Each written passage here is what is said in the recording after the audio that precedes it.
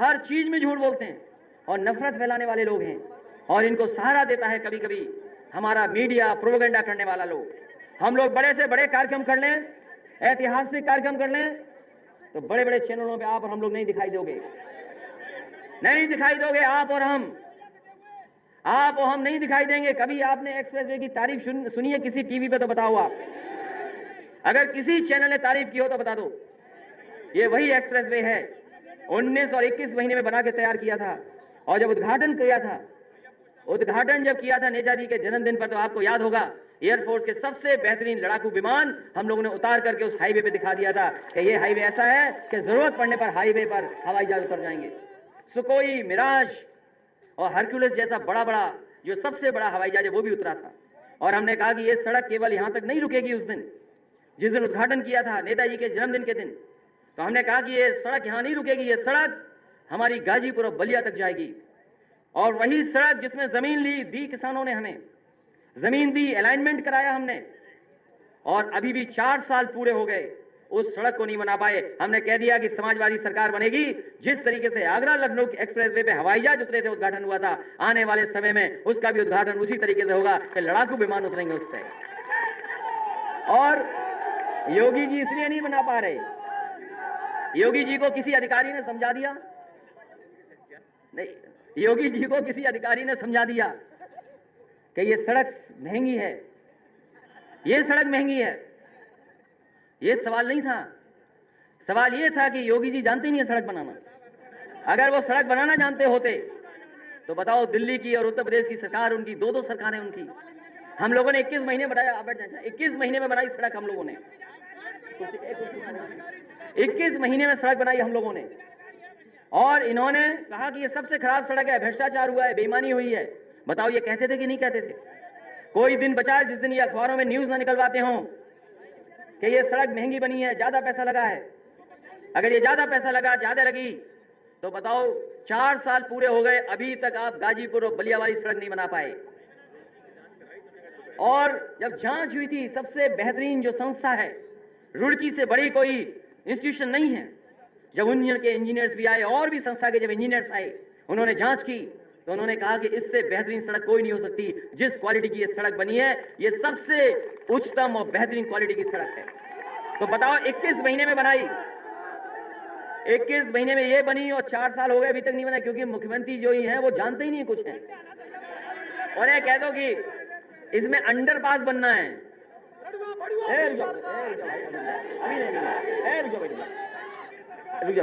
अगर उनसे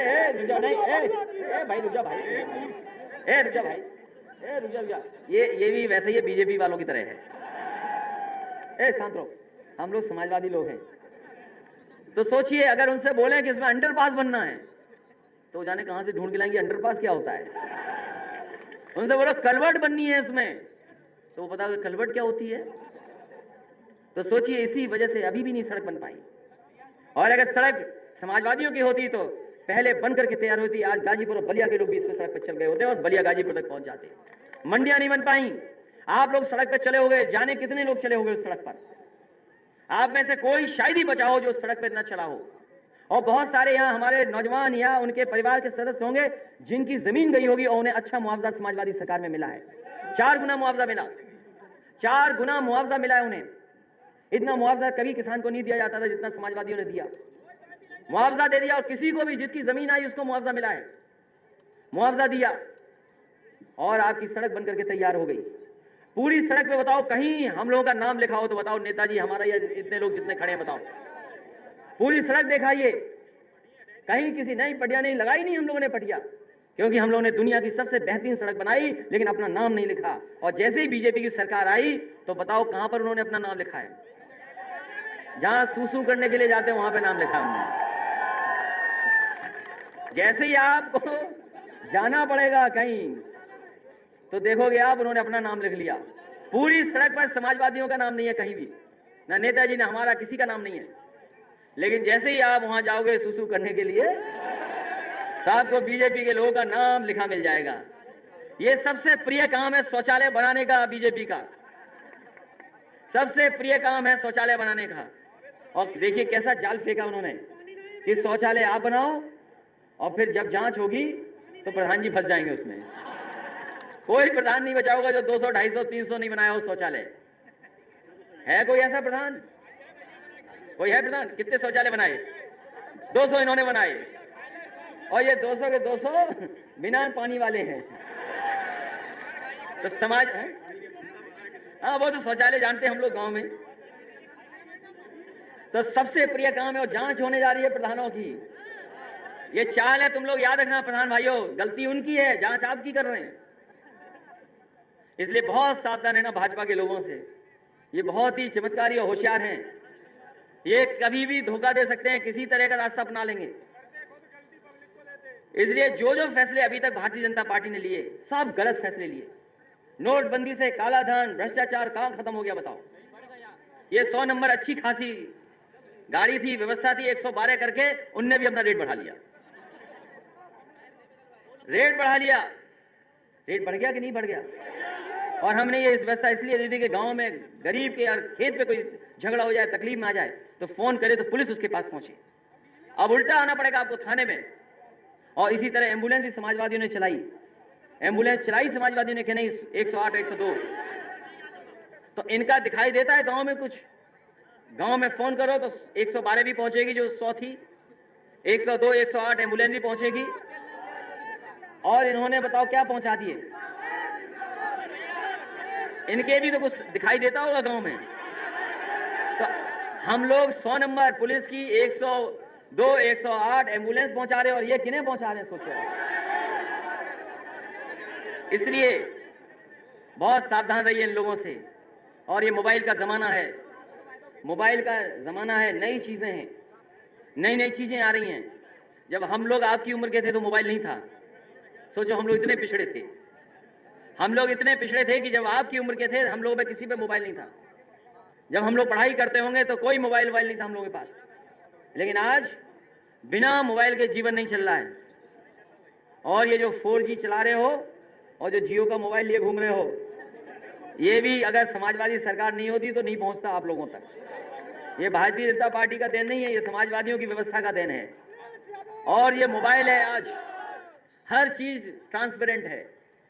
हम जो बोल रहे हैं वो लाइव चला रहे हो, जो तुम कर रहे हो वो लाइव है, और कोई जानकारी छिप नहीं रही है, कोई जानकारी छिप नहीं रही है।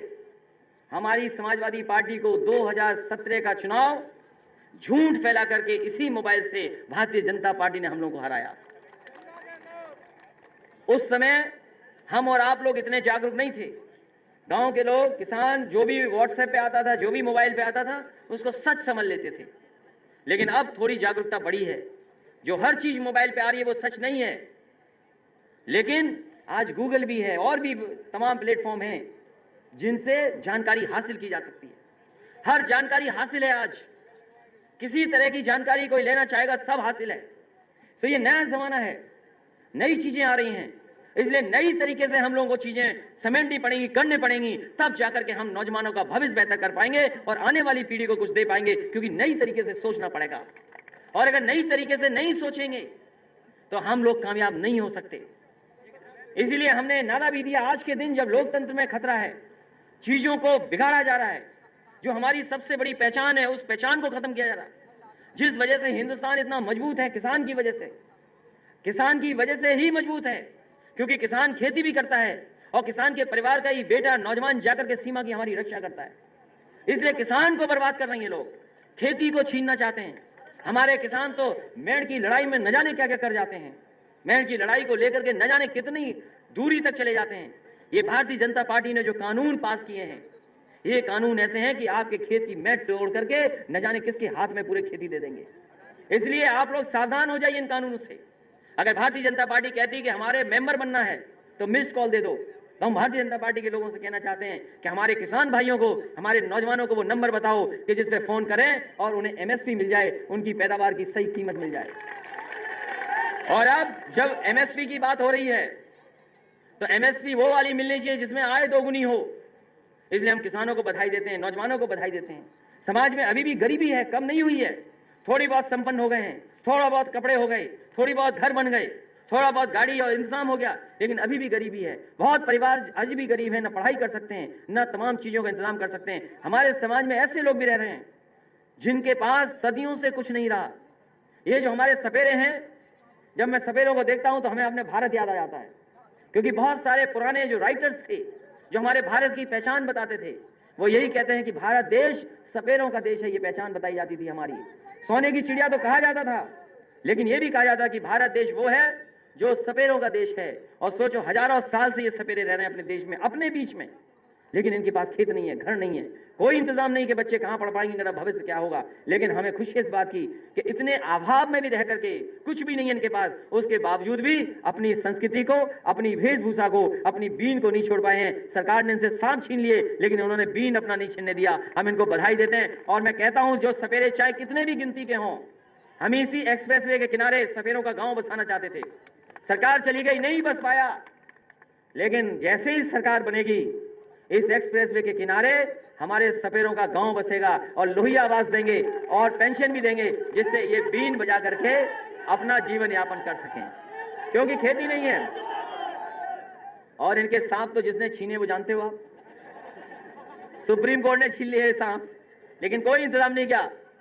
इसे समाजवादी सरकार बनेगी तो आपके सब चीजों का इंतजाम करने का काम समाजवादी लोग करेंगे, जिससे कि आपको और आगे बढ़ाया जा सके और आपके जीवन की तकलीफें कम हो जाएं। इसलिए इन्हीं शब्दों के साथ